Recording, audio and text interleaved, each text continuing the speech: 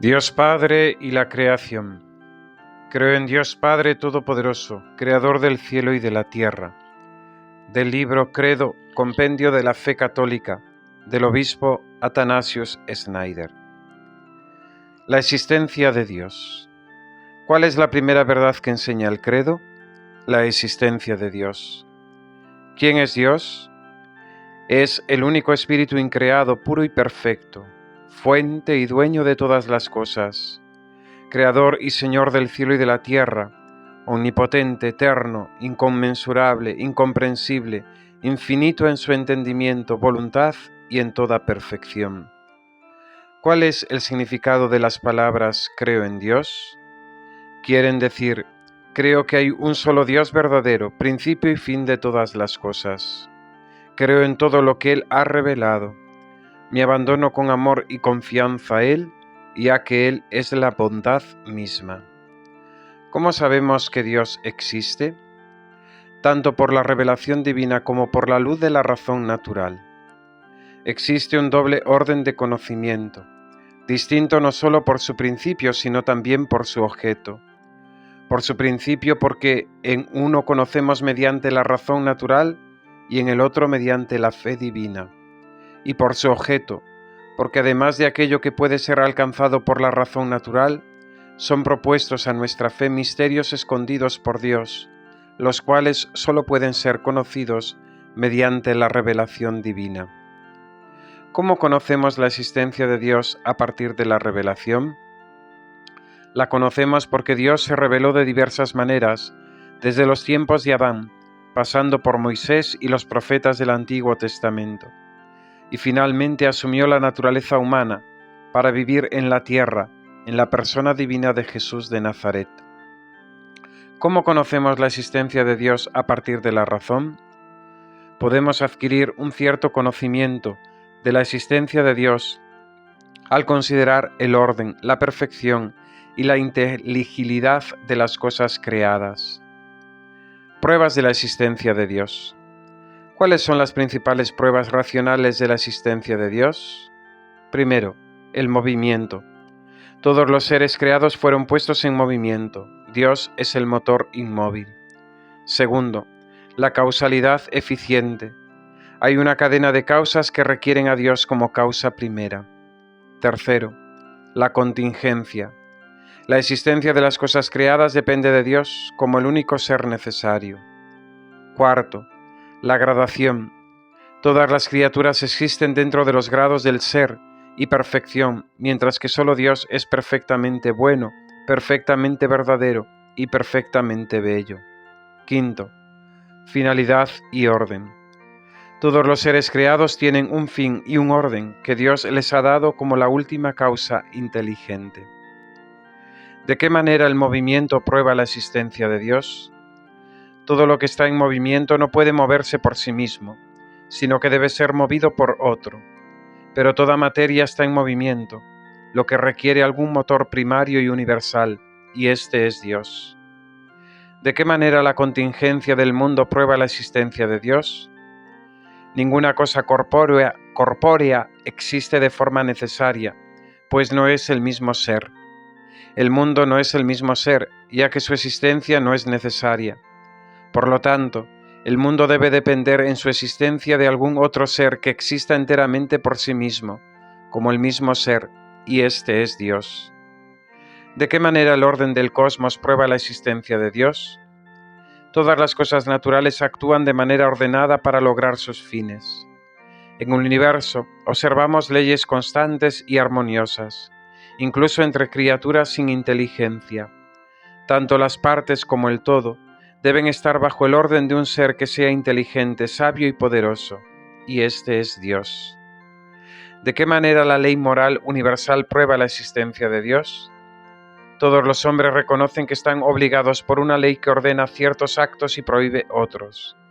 Esta ley no puede ser explicada por ninguna causa natural, sino que apunta a un legislador supremo y universal, testigo secreto y juez de todas nuestras acciones, y este es Dios. ¿De qué manera el consenso de los pueblos a lo largo de la historia da credibilidad a la existencia de Dios? Todos los pueblos a lo largo de la historia han reconocido algún poder invisible del que dependen y ante el cual son responsables. Esta creencia no puede ser explicada por meras ilusiones, ya que este poder divino invisible a menudo se opone a los deseos humanos. Por lo tanto, Dios mismo debe ser la causa de esta creencia universal en la divinidad y en una moral objetiva. ¿Qué debemos concluir de estas pruebas? Debemos concluir que creer en Dios es un acto humano perfectamente razonable y que buscarlo es lo más noble y necesario de todos los esfuerzos humanos. ¿Cómo llamamos a los que niegan la existencia de Dios? Se les conoce como ateos, aunque rara vez lo son en la práctica. Cuando no se debe al deseo de estima humana o al beneficio material, el ateísmo puede surgir de la simple ignorancia, del razonamiento defectuoso o la corrupción del corazón. ¿Qué debemos pensar acerca de los científicos que pretenden negar la existencia de Dios? Que han excedido los límites inherentes a toda ciencia natural y han adoptado los errores de una filosofía defectuosa. Son dignos de lástima y es necesario orar por ellos para que puedan descubrir la verdad por la gracia de Dios, la enseñanza de la Iglesia y el testimonio de los fieles. Naturaleza y atributos de Dios. ¿Qué se entiende por naturaleza o esencia de un ser? El principio intrínseco por el cual una cosa es lo que es, aquello sin lo cual no podría existir. ¿Podemos conocer la naturaleza divina tal como es en sí misma? No. No podemos comprender plenamente la naturaleza divina, porque Dios es infinito en su esencia y perfecciones, mientras que nuestra inteligencia es siempre limitada, pero por su gracia podemos ver a Dios en el cielo tal cual es. ¿Qué entendemos por atributos de Dios? Son aquellas perfecciones que le pertenecen como propias de Él, por eso también se les llama propiedades divinas. ¿Cuáles son algunos de estos atributos? Algunos atributos son propios de Dios considerando en sí mismo, como su infinitud, unidad, simplicidad, carácter increado, inmutabilidad, eternidad, inteligencia y voluntad. ¿Qué se entiende por la infinitud de Dios? Que su naturaleza y perfecciones exceden toda medida y no tienen límite. ¿Qué se entiende por la unidad de Dios? Que solo existe un Dios, un único ser divino, y no puede haber muchos dioses.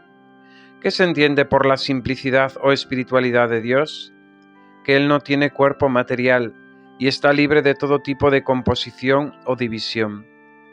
¿Qué se entiende por el carácter increado de Dios? Que Él es enteramente suficiente en sí mismo, no es un ser entre otros, sino que existe simplemente por sí mismo, sin necesidad de otros seres. ¿Qué se entiende por la inmutabilidad de Dios? Que Él no está sujeto al desarrollo ni a ningún otro tipo de cambio. ¿Qué se entiende por la eternidad de Dios? Que Él existe para siempre fuera del tiempo, no tiene principio y no puede tener fin. ¿Existen más atributos divinos? Sí.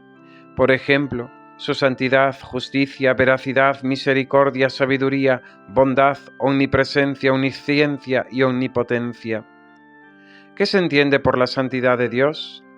Que su bondad no tiene mezcla de mal alguno, y que tiene un amor infinito hacia el bien y un odio infinito hacia el mal. ¿Qué se entiende por la bondad de Dios? Que Él es el océano ilimitado de perfección y obra siempre por el bien de sus criaturas. ¿Qué se entiende por la justicia de Dios? Que da a cada ser lo que le corresponde. ¿Qué se entiende por la veracidad de Dios? Que Él es la verdad misma, manifiesta eternamente la verdad y no puede engañar ni ser engañado. ¿Qué se entiende por la misericordia de Dios? Que Él nos comunica su bondad, aunque no la merezcamos, y nos perdona generosamente cuando nos arrepentimos. ¿Qué se entiende por sabiduría de Dios? Que Él ve todas las cosas a la luz de su propia eternidad, asignando a cada una el lugar que le corresponde en el plan divino. ¿Qué se entiende por la omnipresencia de Dios? Que su existencia no está limitada a un lugar en particular, pues Él está en todos los lugares a la vez, sin limitarse a ninguno de ellos. ¿Qué se entiende por la omnisciencia de Dios? que Él conoce todas las cosas pasadas, presentes y futuras, así como las que podrían llegar a ser. ¿Qué se entiende por la omnipotencia de Dios? Que Él puede hacerlo todo excepto lo que contradice su propia naturaleza, como mentir o cambiar. ¿Cómo ha demostrado Dios especialmente su poder, sabiduría y bondad? Por los dos órdenes de la creación y de la providencia, particularmente por su capacidad para sacar el bien del mal. La providencia de Dios. ¿Qué se entiende por providencia de Dios? Que Dios, habiendo creado todas las cosas, las gobierna con su sabiduría y bondad, dirigiendo especialmente a los seres racionales hacia su propio fin. ¿Qué implica la providencia divina? Implica tres actos simultáneos. Primero, el ordenamiento de toda la creación. Segundo, el sostenimiento de todas las criaturas en su ser. Tercero, el proporcionar a las criaturas todo lo necesario para alcanzar sus fines. ¿La providencia de Dios se extiende a todo lo creado? Sí, se extiende desde lo más pequeño hasta lo más grande, desde los granos de arena y las supernovas hasta los hombres y los ángeles. ¿Qué efectos debe producir en nosotros la fe en la providencia de Dios? Esta creencia debería animarnos y consolarnos, pues en medio de todas las pruebas y tribulaciones de esta vida, sabemos que estamos en las manos de un Padre amoroso, a quien podemos invocar con confianza. ¿Cómo debemos responder a la providencia divina? Debemos, primero, adorar humildemente la voluntad de Dios con respecto a nosotros. Segundo, confiar en Él con relación al cuidado de nuestra alma y cuerpo, y también de nuestro bien sobrenatural. Tercero, esforzarnos siempre por obrar bien, aceptando con sumisión y paciencia las diversas dificultades que Él nos envía. ¿Cuál es la objeción más frecuente contra la providencia divina? La existencia del mal, ya sea físico, como el sufrimiento, o moral, como el pecado y sus consecuencias. Algunos afirman que si Dios gobierna el mundo con sabiduría, poder y bondad, entonces es imposible explicar los desastres, el sufrimiento, la injusticia y el crimen en el mundo. ¿Cómo se puede responder a esta objeción? Dios no es el autor del mal, sino que el sufrimiento, la enfermedad y la muerte son consecuencias de la rebelión de nuestros primeros padres contra Dios. ¿Por qué no es posible que Dios sea el autor del mal? Porque Dios es absolutamente bueno y solo quiere el bien para sus criaturas. Por tanto, solo puede ser causa del bien. El mal proviene de la libre elección de sus criaturas y de las consiguientes imperfecciones en la creación, que Él simplemente permite. Aunque Dios ha originado las aflicciones que ha habido en todas las edades, son nuestras ofensas las que causan nuestros problemas. Ningún hombre puede quejarse del Creador. Le corresponde a Él quejarse de nosotros, que hemos pecado, y lo constreñimos a estar airado, aunque Él no lo quiera, y a herir, aunque Él no lo desee.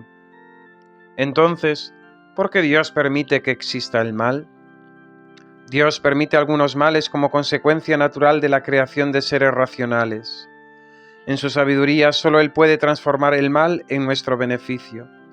Sabemos que todas las cosas cooperan para el bien de los que aman a Dios. ¿Cómo puede Dios hacer que el mal físico tenga un buen fin?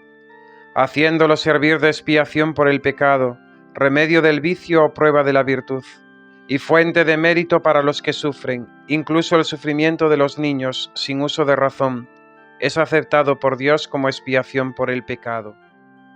¿Cómo puede Dios hacer que el mal moral, incluso el mismo pecado, tenga un buen fin? Primero, al tolerar a los malhechores y perseguidores, Dios da a los justos la ocasión de practicar la virtud heroica e impulsa a los tímidos a un mayor celo en su servicio. Segundo, al perdonar a los pecadores arrepentidos, Él manifiesta su misericordia y bondad. Tercero, al castigar a los impenitentes, muestra su eterna justicia. ¿Cuál es la mejor respuesta al problema del mal planteado como una objeción a la providencia de Dios? Que Dios no nos abandona al mal, sino que nos redime del mal por medio de su Hijo eterno, quien en un acto de inefable humildad y compasión vino a la tierra y sufrió voluntariamente el mayor mal de la historia, la crucifixión, por amor a nosotros.